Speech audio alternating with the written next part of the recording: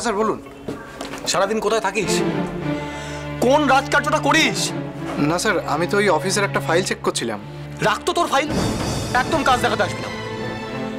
তোকে কি একটা কাজ দিয়ে আমাকে রিপোর্টের জন্য আলাদা করে তলব করতে হবে? না কেন স্যার, আমি তো ওই সকালবেলা মিস্টার মুখার্জির কোম্পানির ওই সেলস রিপোর্ট আর আমাদের কোম্পানির ওই অ্যানুয়াল টার্নওভারের রিপোর্ট সেটা টেবিলে রেখে গিয়েছি। এই তো সেই ফাইল। দেখ, একদম ন্যাকা সাজার চেষ্টা করবি না।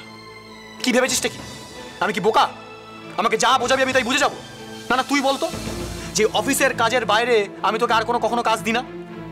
না না, তুই ভেবে বল যে অফিসের কাজের বাইরে আমি তোকে কি অন্য কোনো কাজে পাঠিয়েছি কি পাঠাইনি?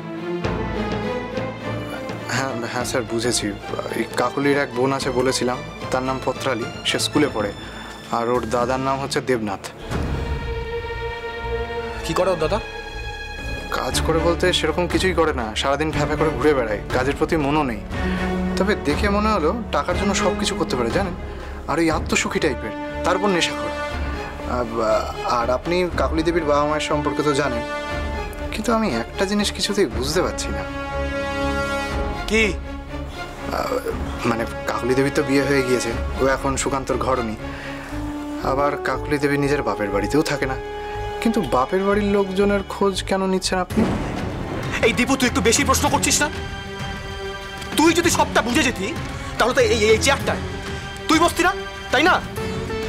এই শোন, আমি যেন ফার্দার আর কখনো না দেখি আমার মুখে মুখে তর্ক করতে, তাহলে কিন্তু একদম ফল ভালো হবে না, বলে রাখলাম। Sorry sir. You should be sorry. এই দীপু, না তুই আমাকে সত্যি করে বলতো যে তুই কি বুঝিস না যে তুই আমার অফিসের একটা সামান্য কর্মচারী, আমি তোর বস। আমি যদি বলি এখন সকাল, তাহলে সেটাই তোকে মেনে নিতে হবে। একটা কাজ দিয়ে আমি তোকে এত কৈফিয়ত দিতে পারবো না, বলে রাখলাম। Sorry, extremely sorry sir. ধুর তোর সরি, পুরো মুডটাই নষ্ট করে দিল।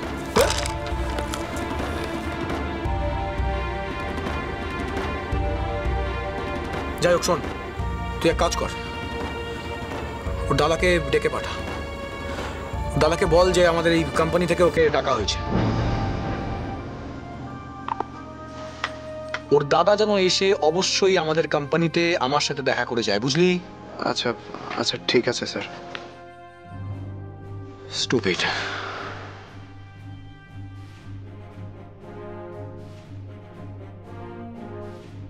কি অবস্থা যে ঘটতে চলেছে আমি কিছুতেই কিচ্ছু বুঝতে পারছি না।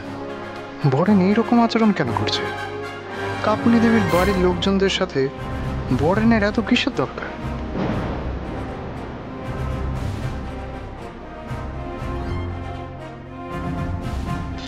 অচিন্ত কুমার সেনগুপ্তের প্রথম কদম ফুল, সোম থেকে শনি সন্ধ্যে 7:30টায় আকাশবাণী ও প্ল্যাটফর্মে ট্যাপ।